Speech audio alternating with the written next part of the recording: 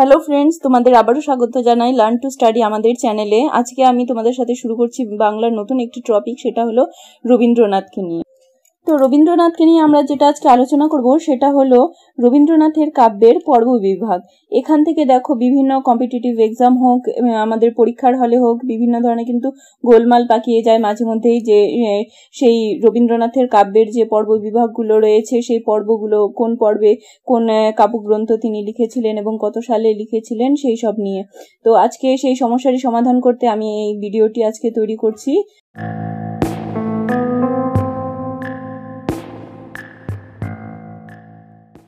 সবার ফার্স্টে একটু রবীন্দ্রনাথের সম্পর্কে পরিচয় দিয়ে দিই যে তিনি জন্মগ্রহণ করেছিলেন ইংরেজির 1861 খ্রিস্টাব্দে 7ই মে জোড়াসাঁকোর ঠাকুরবাড়িতে, আর বাংলার সনটা ছিল 1268 বঙ্গাব্দ। আর তিনি মৃত্যুবরণ করেছিলেন 1941 খ্রিস্টাব্দে 7ই অগাস্ট। তো তার প্রথমেই যে কাব্য বিভাগ রয়েছে, কাব্যের পর্ব বিভাগ, সবার ফার্স্টেই আছে কৈশোর পর্বের মধ্যে যেসব কাব্যগ্রন্থ তিনি লিখেছেন সেটা হচ্ছিল অভিলাষ। অভিলাষটা তিনি লিখেছিলেন 1281 বঙ্গাব্দে, অর্থাৎ তার জন্ম হয়েছিল 1268 বঙ্গাব্দে এবং তিনি লিখেছিলেন 1261 বঙ্গাব্দে। মোটামুটি জন্মের 13 বছর পরে কিন্তু তিনি এই অভিলাষ কাব্যগ্রন্থটি লিখেছিলেন। সেটি প্রকাশিত হয়েছিল তত্ত্ববোধিনী পত্রিকায় প্রকাশিত প্রথম কবিতা।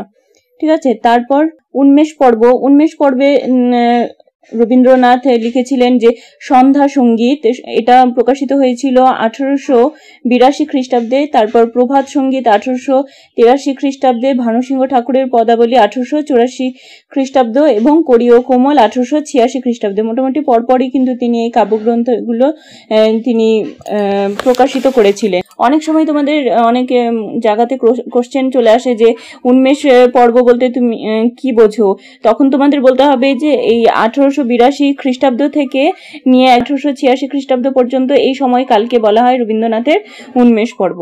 তারপর আসছে যে ঐশ্বর্য পর্ব। ঐশ্বর্য পর্বের মধ্যে মানসী এই কাব্যটি প্রকাশিত হয়েছিল 1890 খ্রিস্টাব্দে। তারপর সোনারতরী 1893 খ্রিস্টাব্দে, চিত্রা 1896 খ্রিস্টাব্দে। তারপর ভাবনা পর্ব। ভাবনা পর্বের মধ্যে কণিকা 1900 খ্রিস্টাব্দ, কথা ও কাহিনী 1900 খ্রিস্টাব্দ, কল্পনা 1900 খ্রিস্টাব্দ এবং খনিকা 1899 খ্রিস্টাব্দ, নৈবেদ্য 1901 খ্রিস্টাব্দ এবং শিশু 1903 খ্রিস্টাব্দ, স্মরণ 1903 খ্রিস্টাব্দ, খেয়া 1906 খ্রিস্টাব্দ। তারপর আসছে অন্তর্মুখী পর্ব। অন্তর্মুখী পর্বের মধ্যে আছে গীতাঞ্জলি 1910 খ্রিস্টাব্দ, গীতিমাল্য 1914 খ্রিস্টাব্দ এবং গীতালি 1914 খ্রিস্টাব্দ। এখান থেকে আরেকটি খুবই একটা গুরুত্বপূর্ণ কোশ্চেন হলো যে রবীন্দ্রনাথের জীবনে কোন পর্বটিকে গীতাঞ্জলি পর্ব নামে খ্যাত।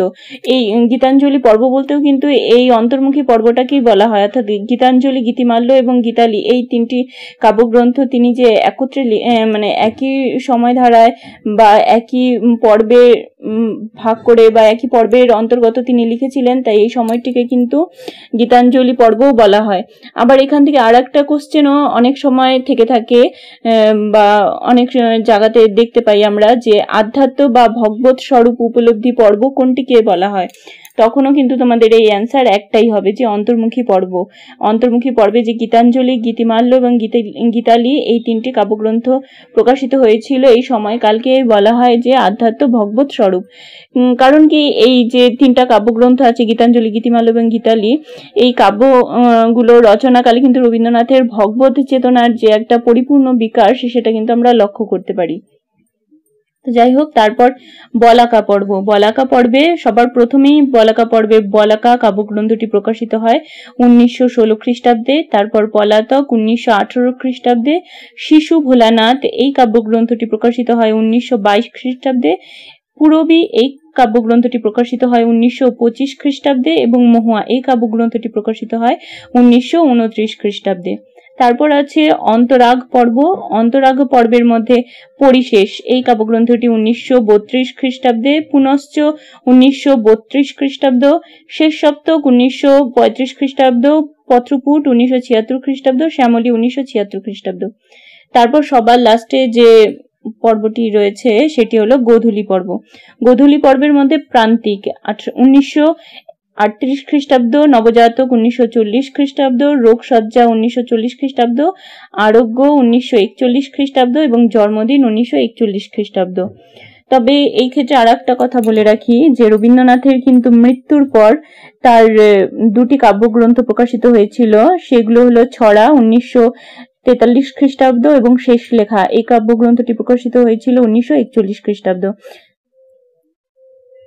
অর্থাৎ তিনি 1941 খ্রিস্টাব্দের 7ই অগস্ট তিনি মৃত্যুবরণ করেন। আর যে শেষ লেখা কাব্যগ্রন্থটি তার মৃত্যুর পরেই 1941 খ্রিস্টাব্দে, অথচ তার মৃত্যুর পরে প্রকাশিত হয়। আর যে 1941 খ্রিস্টাব্দে মৃত্যুবরণের পর 1943 খ্রিস্টাব্দে ছড়া কাব্যগ্রন্থটি প্রকাশিত হয়। তাই অনেক সময় অনেক জায়গায় আমরা দেখে থাকি যে রবীন্দ্রনাথের মৃত্যুর পর কোন কাব্যগ্রন্থ দুটি প্রকাশিত পায়, তো তখন তোমাদের বলতে হবে যে ছড়া এবং শেষ লেখা। তো চলো আজকে এখানেই রাখছি ভিডিওটি। তারপরেও এইসব কাব্যগ্রন্থের অন্তর্গত যেসব ছোট ছোট কবিতাগুলো আছে সেগুলো সম্পর্কে কোনো সমস্যা থাকলে নিচে কমেন্ট করে জানাতে পারো, সেগুলো নিয়েও তোমাদেরকে নতুনভাবে জানাবো। আমাদের এই ভিডিওগুলোকে ভালো লাগলে তোমরা অবশ্যই আমাদের চ্যানেলটিকে সাবস্ক্রাইব করো এবং লাইক করো, নিচে কমেন্ট করে জানাও।